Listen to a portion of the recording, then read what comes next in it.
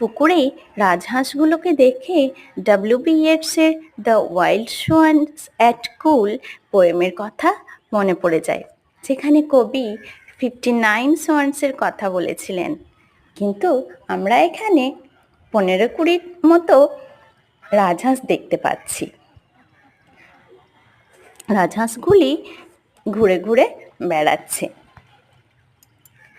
কবিতার মতোই রাজহাঁসগুলি জোড়ায় জোড়ায় ঘুরছে, তবে উড়ছে না। ওখানে কবিতায় উড়ছিল, এখানে উড়ছে না, তবে স্নান করছে। আর কবি ওই জায়গাটাতে গিয়েছিলেন 19 বছর পরে, কারণ প্রথম যখন ওই জায়গাটায় গিয়েছিলেন সেটা ছিল 19 বছর আগে।